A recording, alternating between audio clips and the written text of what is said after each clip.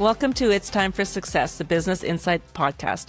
I'm your host, Sharon DeKoning. I love business. I love working with businesses. I love learning about business, hence the creation of this particular podcast.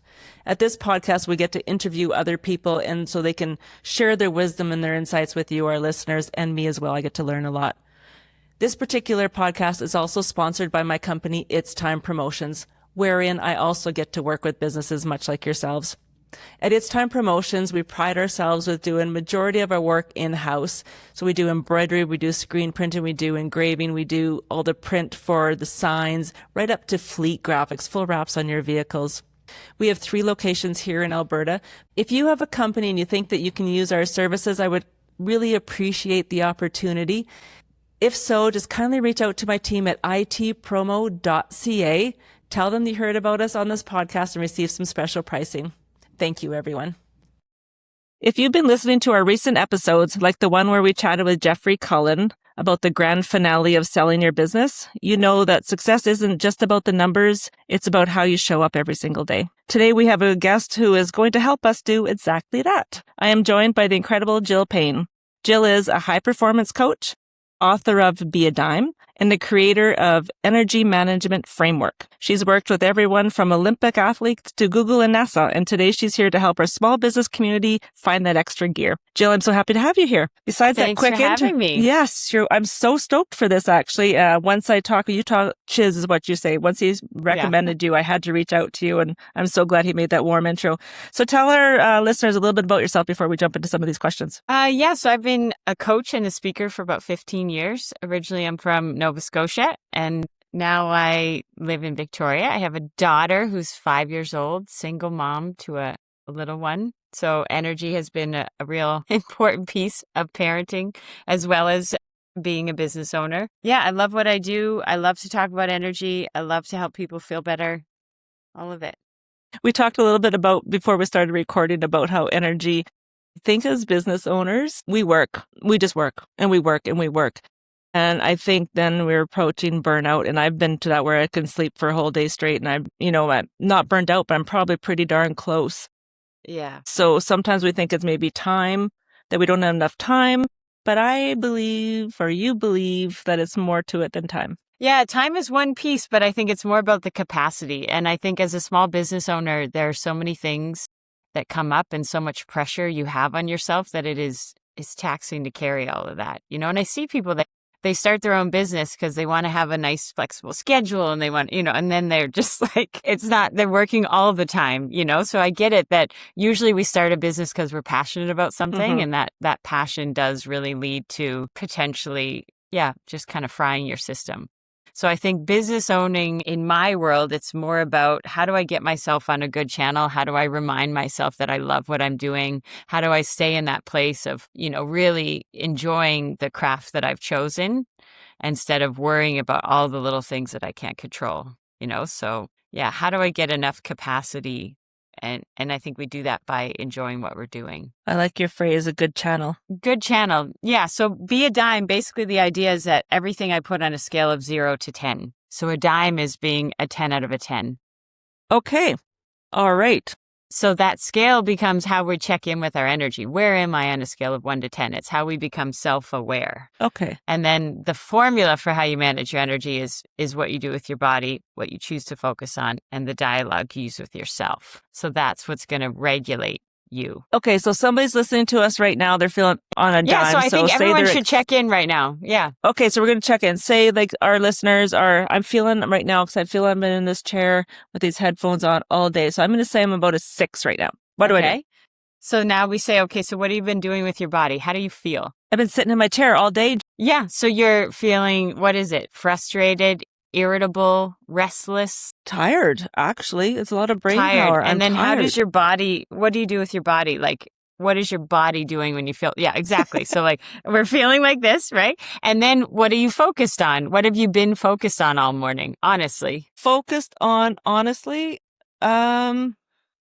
how would I say that? Work, because everything's work related. All I do is work. Yeah, what I got to do, what's the next thing? Yeah, looking at my watch, what that's going to work out. Yeah, got to do this. 10 minutes to do this. I got who needs me? Got to reach out to this person. Right. And then what do you think your dialogue has been like this morning? My dialogue, like, what does that mean? How you speak to yourself. My dialogue. Got to do this. Got to hurry up. Got to go. Got to go. Yes. Got to go. My dialogue is even exhausting. Everything in my brain right now is tiring. Right. So like I think we get in this loop of like, I got to do more. It's not working. I got to do more. Why isn't this working? How come they haven't got you back embrace to me? more of what you're thinking. So your mindset is there. So you're bringing more of that. Yeah. So I'm focused on work and everything I need to do. And then my dialogue is like, we got to make this work. We got to I think entrepreneurs and athletes, high performers end up being the most critical with themselves. It's what has allowed us to be high achievers, but it is also what is not comfortable to be with all day. A voice inside that is constantly like, hurry up, go faster, do it better. You're doing something wrong. You have to fix it. It's all up to you. All that dialogue just makes us feel more tired. Yes. So then we want to say, Sharon, how do you want to feel right now? I want to feel uplifted, positive, control in my environment. That's what I want to feel. Regulated. Yeah. So if you felt like that, how would you sit? Yeah. So in terms of the body, my shoulders it's not are back. necessarily, it's about how I train my nervous system, right? So with the body, it's how do I want to feel? Posture, smiling, breathing, voice, movement, right? So I want to sit how I want to feel. I want to shift my body language, right? And then what do you want to focus on? What's your ideal situation for today? Accomplished. I have a few things on my list and my watch is running out. That I'm going to get this done, that I'm going to do something fun, that, I'm going to go home today at 5:30 and I'm going to go pour myself a Caesar and go in the hot tub. There you go. So ideally, I get these things done. I go home. I have a hot tub. I feel relaxed, right? And then what could you say to yourself that would make you feel better? Good job. Yeah, you're going to, it's all working out. The best thing I think to say as an entrepreneur is no rush. That's a whole different language. You may as well talk Chinese to me. Totally. Because you're like, no, I need to get this shit done. But to just kind of say, there's no rush. We're going to step by step. You don't want all the food you're going to eat today. 0 to 60 and 5.2. That's my life. 0 to 60 and 5.2. But it's like that idea of you don't want to eat all the food that you need for the rest of your life today, bit by bit, easy pace, day by day, everything's going the right direction. Just that kind of dialogue versus this emergency, oh, we got to get this going, Even the way I drive. Totally. I think about that. I even wash my face like that, just aggressive, So I think just slowing down allows us to feel more regulated. Okay, so we slow down, we regulate our bodies. How does that impact life, work? What's the outcome of all that? Yeah, so I think oftentimes we're looking outwardly and we're so we're holding our body in a poor position. We're focused on what could go wrong and we're speaking like shit to ourselves. Am I allowed to swear? Yes, all the time. Yeah, 100%. Okay, good. Just wanted to check. Okay, so then we're speaking to ourselves in not a kind way. And then we're like, well, you know why I don't feel good? It's because I didn't get that contract or because I got that email, So we're kind of blaming the external for how we internally feel. Hey. Right? And I may not get the contract and I may get an email that is not nice, right? But the energy that I have and the channel that I'm on in the moment is going to dictate how I respond to it. Right. So the example I use, if my 5-year-old is playing with a loud toy that I shouldn't have purchased, if I have a lot of energy, I can make it fun. I can sing jingle bells with it. I'm in it. If I don't have energy, I don't sing jingle bells. Right. But the interesting thing is it's the same noise. So I can't say the noise is creating this reaction. Absolutely. Right. So same thing. Say you're in a meeting and someone's grilling you with questions. If you have energy, you're really great questions. Thank you for your insights. If you don't have energy, you're give me a break. Gosh, right. So we just interpret the external so differently based on the energy we have. That's so true. At Christmas time, for us here, it is time promotions. Christmas time is our busy time. And it's flat out. We flat out. And I feel that time of the year, it's really hard on me. Hard on all of us. Don't get me wrong. But Sharon. Yeah. And I'm usually good at keeping my control. But if I ever break, it's that time. Right? Because I think I'm just too worn out. Yeah. Yeah, you like, because the way that I see it, like people who have a lot of energy tend to be in a better mood. And my mood is going to dictate my experience of life. So I have a question. How does that relate? Because I like to say to myself that I have a positive attitude. Right. Majority of the time. How does Right. positive attitude and energy, like they're almost, sounds like you're speaking the same language to me. Totally. Like, and I find I can have a more positive attitude when I have more energy, right? So they talk about conscious leadership. If I'm below a 5 on that scale, I see everything as problems. If I'm even at 5.1, I see opportunities. I see potential things I can solve. I see expansion. But as soon as I'm below, I see it in a negative way, right? But if we look at the formula for BFD, my focus needs to be positive, right? So when I think of focus, Karen, I get a sense you might be a worrier. I feel like there's 2 camps. Are you a worrier? I worry about everything. Yeah, same. So we're cut from the same cloth, but I see it as a superpower because you have the equipment to look forward and imagine what could go wrong. So much so that you probably feel it in your body. Like I was at an Airbnb recently and there was like a loft bedroom and I could not let my 5-year-old touch the stairs because I could hear the sound of her falling off of this loft, you know? Mm-hmm. Yeah. So like being able to kind of project forward into the future, this like, I can hear it, I can feel it, I can see it, right? But that means I can also see the ideal situation. I have the equipment.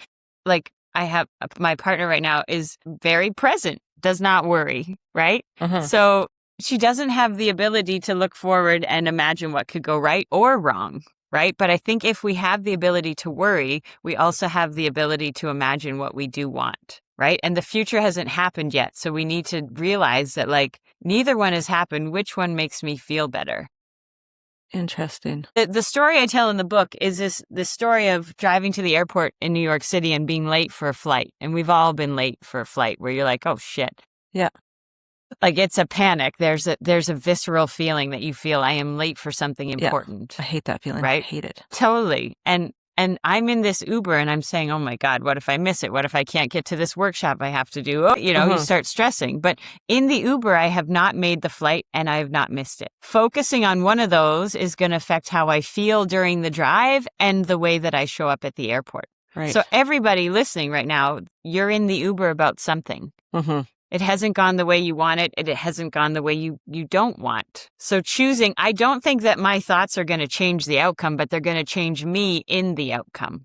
Gotcha. Yes. And if I'm constantly, this is the thing, if you constantly worry about what could go wrong and speak like shit to yourself, that is tiring. Exhausting. It's exhausting. It is not energy giving. It does not allow you to show up with any, air of possibility. And I say this, I think business owners in particular, like, we don't have to wait for a raise. You know what I mean? Like, we don't have to like you could have some brilliant idea and put it into practice tomorrow and make it happen. You know, you could run into someone that shifts the trajectory that you're on, so like the energy that you have when you're meeting people, when you're responding to emails, like all of that matters so much. Even to emails. Isn't that something? Yeah. But because when I'm on a high channel, I can be like, hey, fun, like I can even make my energy felt through my email. But when you're like, God, I'm just going to finish these. I see this, like we're at like a 3 and we're like, I'm just going to finish these emails and then I'll do something for myself. It's got to be the other way around. The emails are easier when I have more energy. Yes. So like Ian Chisholm always says, you got to tend to yourself and then tend to your work, not the other way around, right? So then we're wondering why we feel like shit all the time, We're not caring for ourselves first. And what would caring for ourselves look like? So if somebody's feeling like a 3 right now and they're going to listen to you and they're going to start caring for themselves, what does that look like? I have so much to say about this. Well, the first thing I would say would be to create some sort of alarm that reminds you to check in with your BFD. So that is the practical formula. What I'm doing with my body, what I'm choosing to focus on, and the dialogue I use with myself. Do you know what that stands for, Sharon? Yeah. I do. Body, focus, and dialogue. I cheated, though. And be a fucking dime. That's how we remember, right? Be a fucking dime is the only thing you need to remember. remember about this whole podcast, right? Because I think we all know these things, but we don't have a practical way to actually practice it throughout the day, right? So this is quick. Like I find if you set an alarm like kind of mid-morning and mid-afternoon when you're like going for the coffee, you're like, I don't know, do I need another coffee? Have I had too many? Like that's the time you need to say, what am I doing with my body right now? What have I been focused on? What am I saying to myself? What do I want to do with my body? What do I want to focus on? What do I want to say to myself? Can I do that as I'm walking to the coffee maker? Yes. I think coffee is, life's too short to just like stop those things. Coffee, I'm a big fan. Okay. But I think there's something about, we all say when we feel like shit, we're like, it. We've done it before. We talked about it. We're like, well, now I got to go to the gym.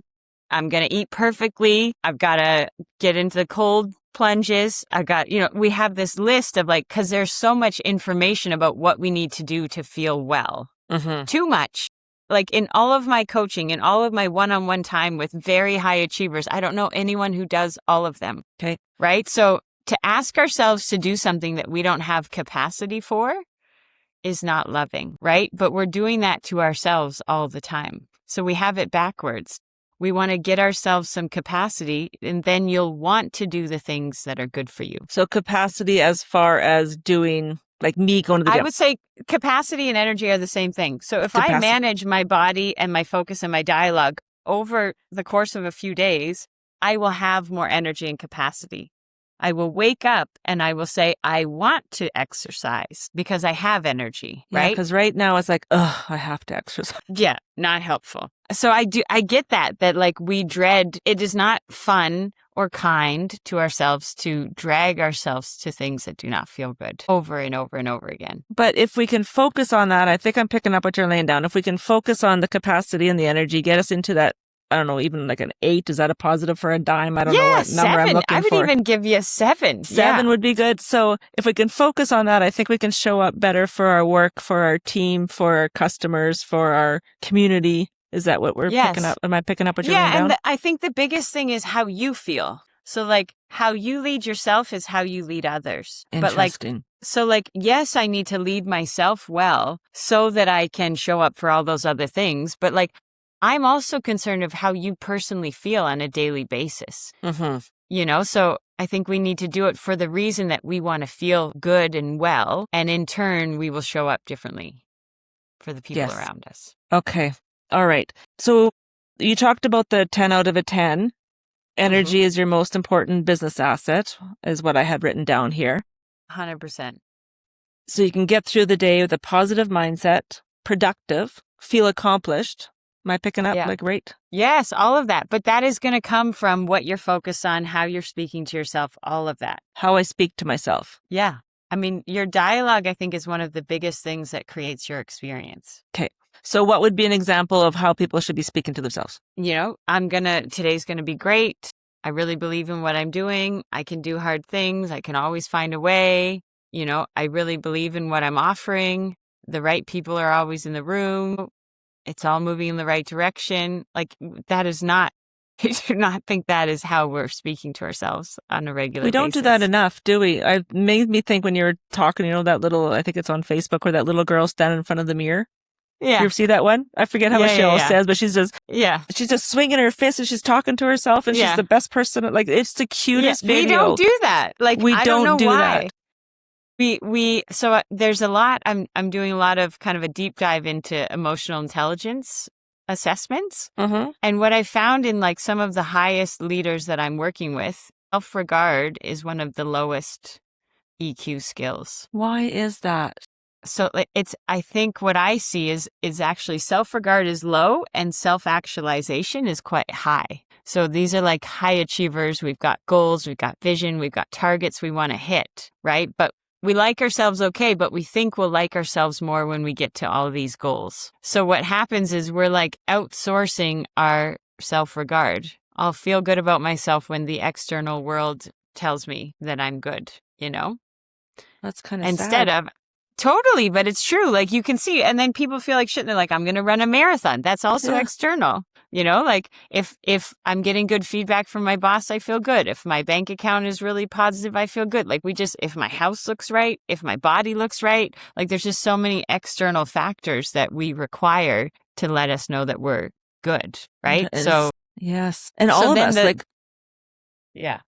every one of us, like I always think of even my team, everybody's got a different personality. So like there's a couple in particular, they like that you have to say praise to them regularly and it lifts them up. Like everybody's a different. So for me, I have to like kind of monitor which everyone is so I can try to.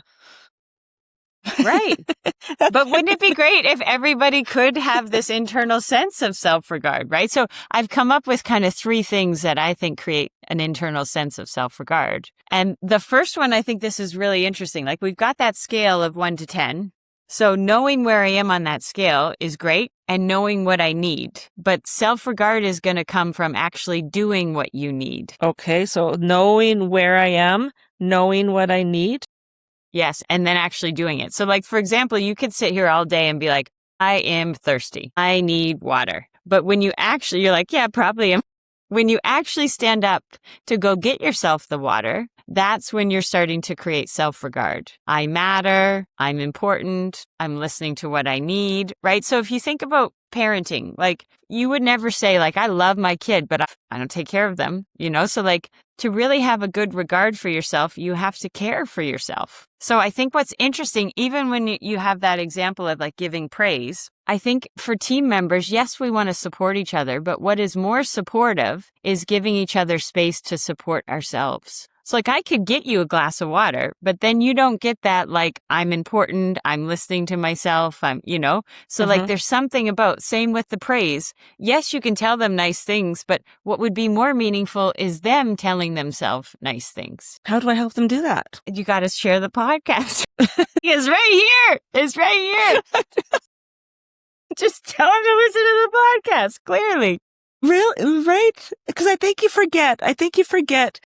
And again, I think it comes up with every podcast, not intentionally, but life is short. Damn it. Life is short. Yeah. Like feel good. Feel good. Yes. And like focus on good things. Like we know how to feel good. Mm-hmm. Life is challenging. Like I'm not saying it's not, you know what I mean? Like, and these days more challenging, but like I do have choice and agency over how I hold my body, what I focus on, what I say to myself. I will always have agency over those 3 things. So I cannot change what's happening externally, but I can shift those things, right? But I think really understanding what I need and doing it for myself. Like anyone who who has a really strong self-regard, I guarantee they care for themselves. Yeah. And I'm just trying to think, I'm doing some quick visualize in my head while you talk, and there's not enough of us. There's not enough people that do that. I don't know very many people that have a strong sense of self-regard. Yeah. Yeah. So the other 2 things for internal self-regard are how you speak to yourself and your marker for success. Okay. So if my marker of success is the feedback I get or the money in my bank account or the number on the scale, I'm just going to constantly chase it. We know that. Then you're like, I need to have this much revenue every year. And then the next year, like, I got to make more. I got to, it's going to increase. Right. But my marker of success has to be, I don't know, how connected I feel during the day, how joyful I am, how regulated I was today. Right? Something that is not externally driven. Okay. See, so we're talking to entrepreneurs right now. They're always worried about the revenue, myself included. I just hit payroll. Same. So, you got to make sure there's money in the bank to do all this kind of stuff, right? So some of them are going to be like, but I know where you're coming from. I think that if you focus on yourself first, that other stuff is easier. I would even say when I focus on my energy, that energy handles everything. And so especially as an entrepreneur, do you know what it's like? I mean, when you're in kind of a pitch meeting and you need money, it's not like, you're like, we can make that work. We can totally, like, I almost think that the best sell is the no sell. Like people can feel that desperation. The urgency or the yes, gotcha. Yeah, but versus when I sit in my power and I know that what I offer is good, I know that someone told me, very big business guy, he said, selling is not about following up with people constantly. It's about getting yourself in front of more potentially interested parties. So we're not trying to convince people that they need this. We're trying to get in front of the people that are an easy yes. Get in front of more people, so the people that are your real, like, solid aligned clients can say yes, So I think in small business myself, for years, I was just trying to, like, maybe I change the offering, maybe I change the price, maybe, like this panic versus if I'm clear about what I offer, if they want it, they want it. If they don't, that's okay. Right. So, like, getting to that space where but that, again, I know there's probably people listening, well, there's no money in my bank account right now, Jill. And I would also say, and you feel like shit because you're stressed about it. Stressed about it. Like, it's that. Right. So how do I get to a place? Like, I remember I used to fake it till I make it. I would say, well, I only have 2 spots left for coaching. And people would, like, dive over each other to get those spots. Right. So, like, people don't want to work with someone who's like, do you have any clients? Do you have anyone you can introduce me to? Like, that's like, that's not the way that we sell. That's not the way that people feel confident in our presence. No, not at all. In fact, that would be the opposite for me. I'd be scared instantly. Yeah. And so people, when we're worried about finances, like, let's look at that. Like, so Sharon, say you're a small business owner and you're stressed about payroll. So how do you feel in your body? This is how we deconstruct a tricky. Yeah. Like, been there over the years. Sick. I'm sick to my stomach. You're stressed. Like, how am I going to get the money? Not sleeping. Who am I going to beg or borrow from to get this done? Right. And then what's your focus in that moment? Money. We don't have it. We're not going to have any money. We're going to have to close. I'm going to have to get rid of people. Everything's negative. Everything's this isn't like, because it's with focus, we can either look at what we want, the ideal situation, or the problems and what can go wrong. So in that state, you're worried about this. We're not going to get this client. Then I'm going to have to go back to this old job that I don't like, or I'm going to be on the street. Like, we get into this, like, real extreme. Yeah. And then how do you speak to yourself in that moment? With a negative attitude, like you're below. I've done something wrong. This isn't working. Yeah, I'm doubting myself. Like, why am I even doing this? I shouldn't have done this. Yes. Yeah, this isn't working. It needs to be better. Nobody wants this. Yeah, for me, it's like I always think back in the day, because I've been through this. I've been there, done that. And I remember thinking, my team's relying on me. So I'm just sick about my team. I wasn't even worried about myself. I was worried about the team, like, just sick. Yeah. People rely on me and I'm not showing up. This isn't working. It's never going to feel better. Like, we get in that mindset too. It's always going to be like this, So then same situation, nothing changes, but let's try to change those 3 things. So the piece about the body, it is about how my nervous system feels. So posture, smiling, breathing, voice, movement. So you're having trouble hitting payroll. How do you want to feel in that moment? Hitting it? What do you mean? How do I want to feel? In control? In control, resourceful, confident that you're going to figure it out. Yeah. Right. And then what's the ideal situation in that moment? The ideal situation is payroll's met, my team is happy, and nobody knows the difference. Totally. And that I get some things going in the next few weeks so the next payroll is not happening. Right. Right. And then what's the dialogue? What dialogue? What do you need to hear in those moments? I am capable. I am able to do this. And I think with our dialogue, this is the biggest thing too. We need to validate our experience first. This is stressful. Okay. It makes sense that I'm feeling like this. I really care about the people that work for me. And it feels really important that I figure this out. So the experience I'm having, the reaction I'm having is appropriate. Okay. And then you say, but I'm capable. I've always figured this out before. I'm not going to let this happen again. There's solutions to this. I don't know them now, but I'm going to find them. I definitely missed that middle step. Well, I think it's so interesting. So this is all about self-compassion. Like, I know even in my relationship, if someone doesn't, like, explain that they understand how I'm feeling, I can't hear anything. Okay. So if you're in a mood and someone's just like, oh, Sharon, it's fine. You're like, you obviously don't get it.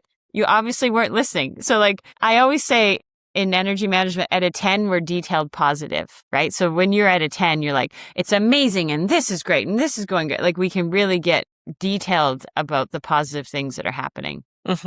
Then at a 7, we're generally positive. At a 5, we're neutral. At a 3, we're generally negative. And at a 0, we're detailed negative, right? So if someone is really detailed negative, like, think of your team members. They come and they're like, this isn't working and it's because of this, because of this, because of this. If you just say, well, just do this. They're like, clearly Sharon doesn't understand how I'm feeling. Right? So I always think you need to validate that person first. I understand this has been a challenging task and it's not going the way that you wanted. I get it. I would feel the same. Simple. You're not going to get into the details, and then you can provide some solutions once they feel heard. Interesting. Because again, you got all these different walks of life, and some of them are...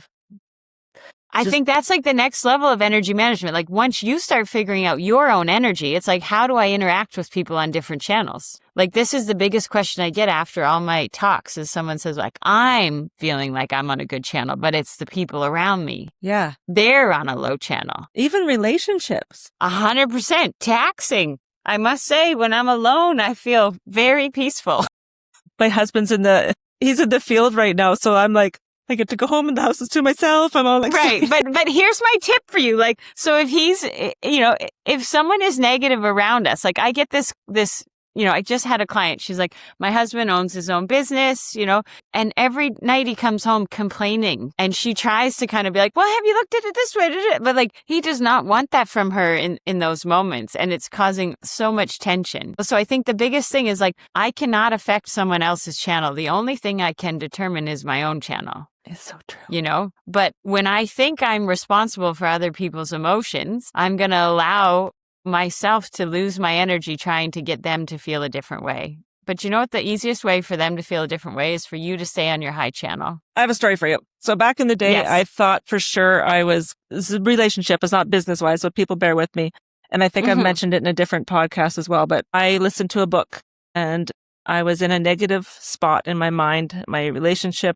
I was having trouble with my husband. I definitely wanted to kick him to the curb. Had kids, had a business to run. It was awful. Like I was in a stage, oil crash, so the business was struggling. I just bought my second location at that time as well. Then the oil crash, so you know how that goes. And anyways, it was really hard. And my book, it says, you got to focus on yourself. It's by Jen Sincero.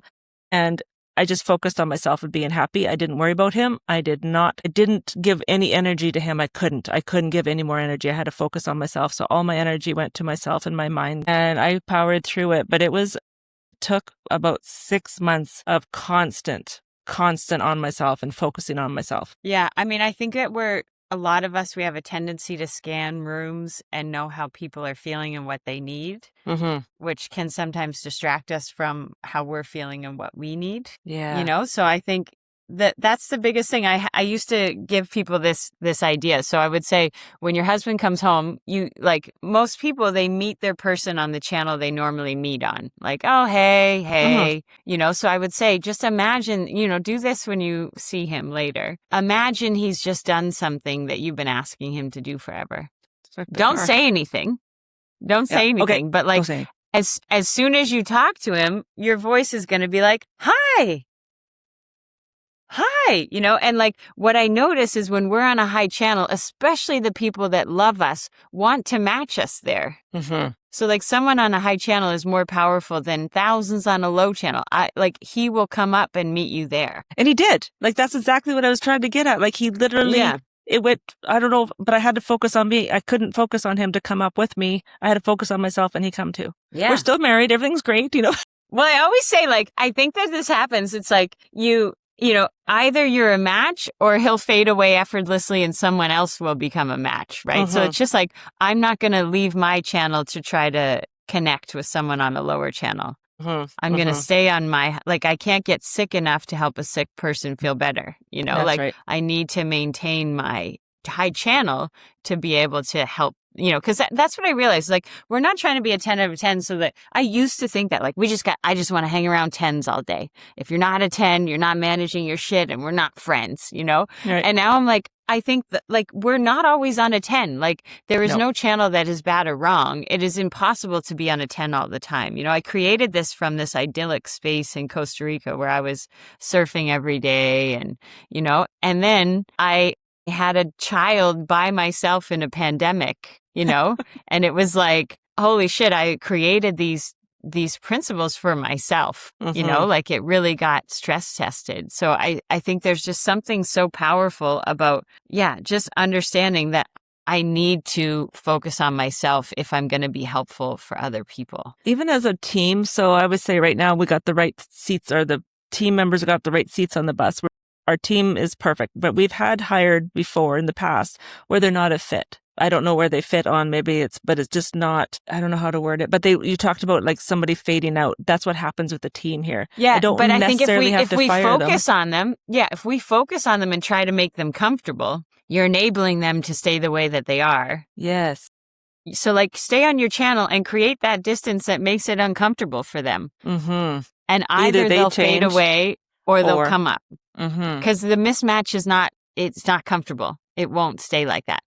But when you go down there, you make it comfortable. What's so interesting, like that's why I used to teach this stuff a lot one-on-one. And now I love to work with teams, like companies and teams, because how great is it to have this shared language, right? So then when you see that a team member is kind of down or, some project has not gone the way they want, you can say, hey, what channel are you on today? Like, what's your ideal situation with this project now? You can start to use the language. Or if they're really detailed negative, you can say, I get this has been hard. Yeah. What's the ideal situation? Do you want to, what could you do in the next hour that would make you feel better? So it's like, it gives people a loving way to support each other.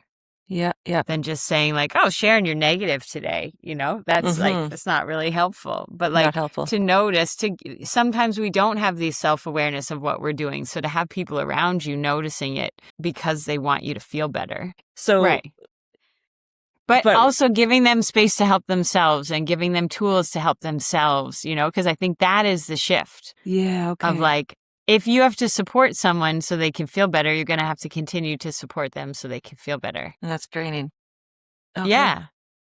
For everyone. And also like, I also think that's something I notice in terms of like responsibility. If you like, I see this in leadership so much, like, what it's like, if you give someone a task and then you don't really trust them to do it and you kind of take it over for them, like I can picture that might be just, speaking for a friend, but if you start kind of like delegating things, but not actually delegating it, we don't realize, we think, oh, I'm being a good leader because I'm helping them with this. But like, you're also taking that joy of them accomplishing something away from them, So yeah, like letting people mess up so they can figure it out and they can find their own success will allow you to have a team that is capable, but it will also allow them to feel confident. Like it's the same in parenting. I can tie my kid's shoes every day because I think I'm being kind, but then she doesn't get to feel the joy of feeling like she's accomplished something and she's independent. That's right. As an entrepreneur, I always say, like for myself, I've already paid for those mistakes. I've already paid for it. I've learned them once. Right. But on the flip side of that, what I learned from those mistakes and my team learns from their mistakes are two different learning curves. Yeah, like allowing the mistakes to happen so that there can be learning, so that there can be growth. But if we try to just like, I think, why hire people if you're just going to do everything? As a small business owner, you can't afford that. You can't afford to hire people and then do their work for them. And in terms of your energy, that is not going to be. Yeah. We need to learn to, like, I think, again, in EQ, one of the most important skills is assertiveness, right? So, like, being able to say, I need you to do this. Like, assertiveness is about being direct, giving directives. So I see so many leaders, if my people don't know what they're supposed to do, it feels like shit for them and nothing gets done. Like, so to be able to have the skill to say, I need you to do this. By this date, these are your tasks, and then let them do it. Yeah. But I think a lot of people don't totally know what they're supposed to do. And then the boss is kind of doing it for them anyway. Like, it's confusing. Yes. Yeah. Yeah, it is.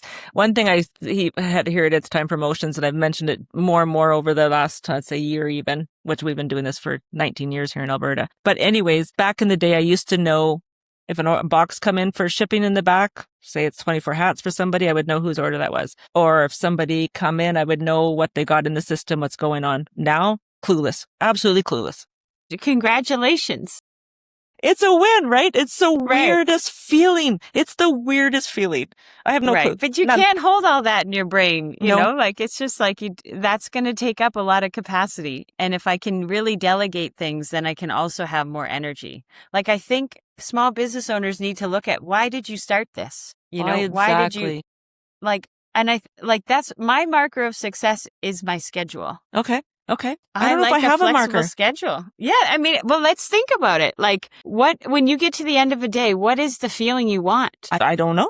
So interesting. I come to work, I do my job, I do it well, I get to be with my team, I help my customers, I go home, I'm usually fulfilled.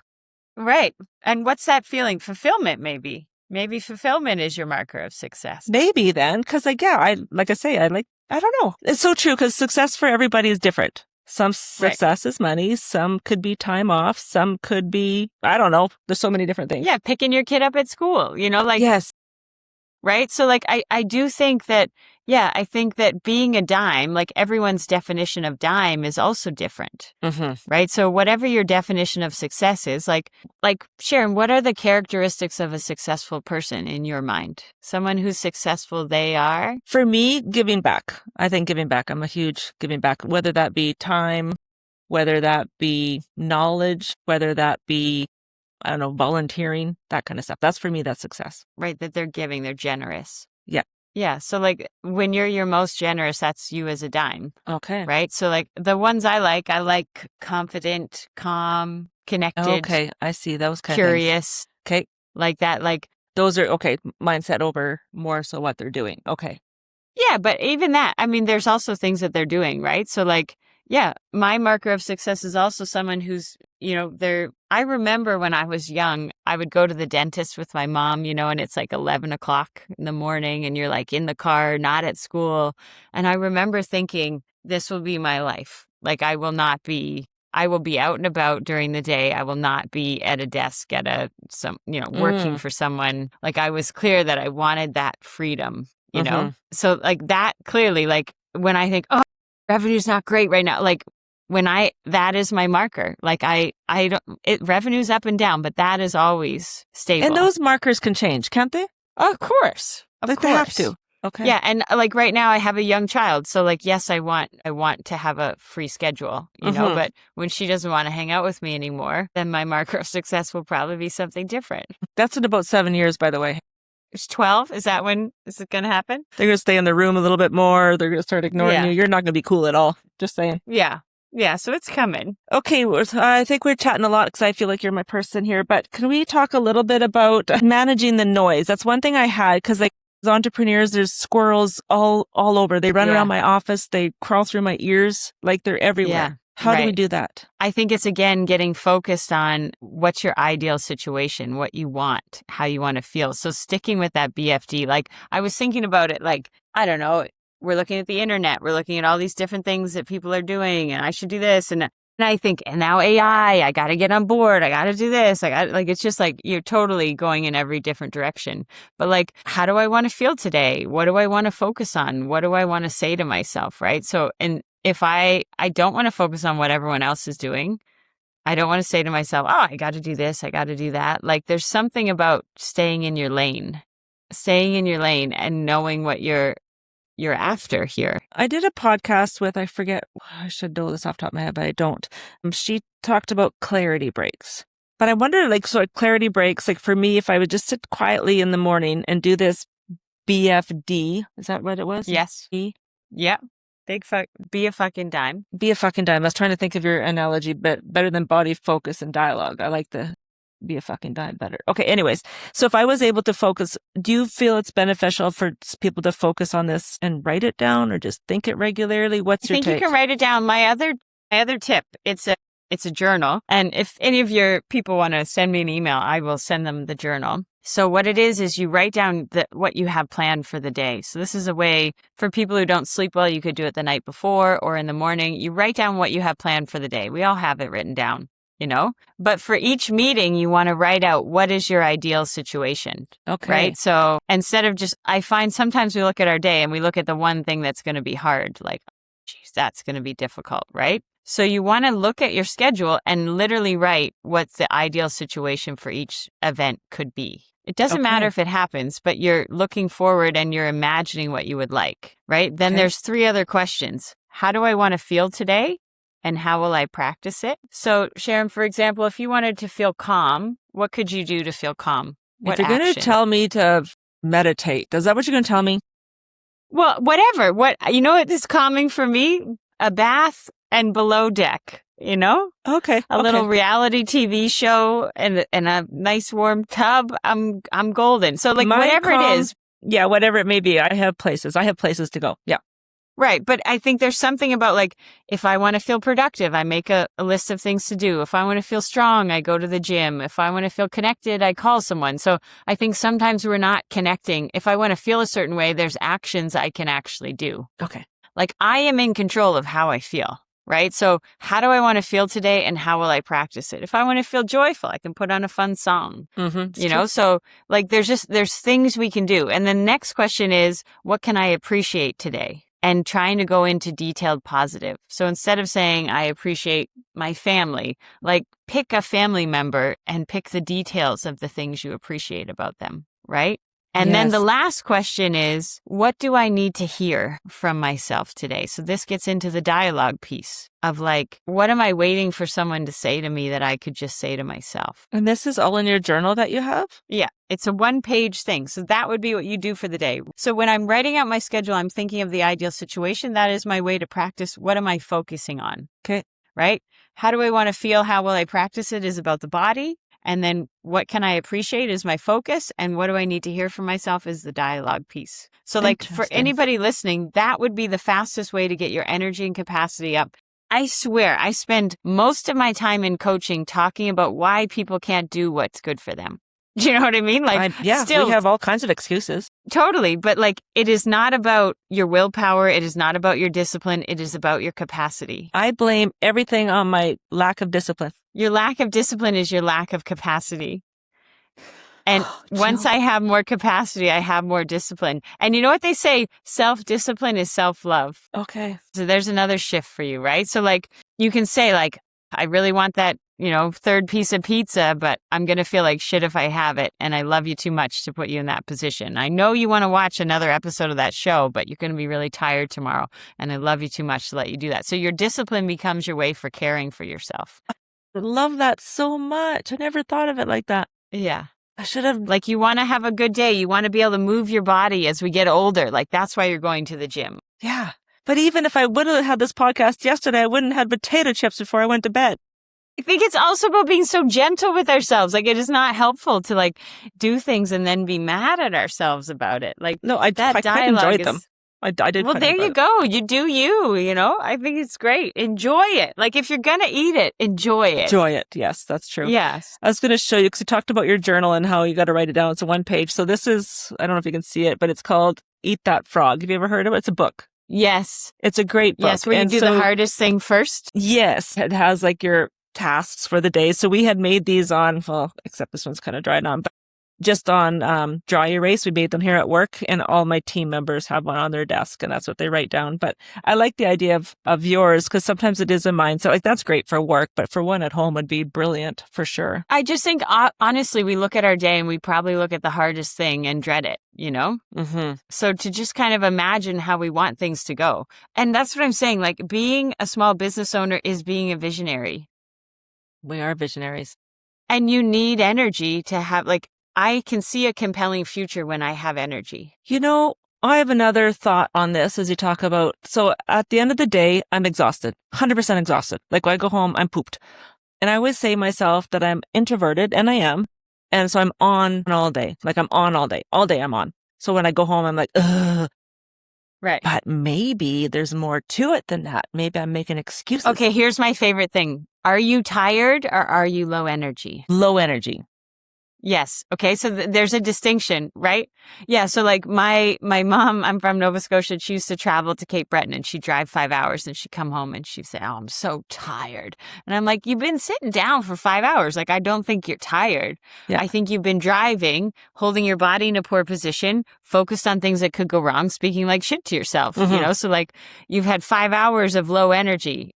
So if I'm low energy, I need to go for a walk. If I'm tired, I need to sleep. I will default is yes, if you are a new mother or a new parent or you have not slept, there are times that you are physically tired, but I think we confuse. You just say at the end of the day, I'm so tired, but really you're low energy. So I would suggest even start so slow. I'm going to go for a 5-minute walk after work. I'm going to go in the garden for 5 minutes. We're hitting that time where you can go do some weeding for a few minutes or whatever, right? But I'm going to do something that I like to do for 5 minutes because low energy needs something different than tired.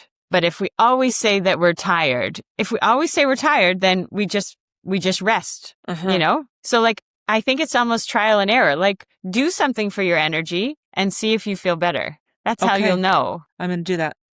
Because it's So different. go for a Like, 5-minute walk. Call a that's what I friend. always say. I'm Anything. tired, but I'm not. I'm not going to be able to crawl into bed and go to sleep. And I think that our body listens to the words that we're saying. My least favorite word in the entire dictionary is exhausted. Because you cannot say that word without emotionally adding, feeling behind it.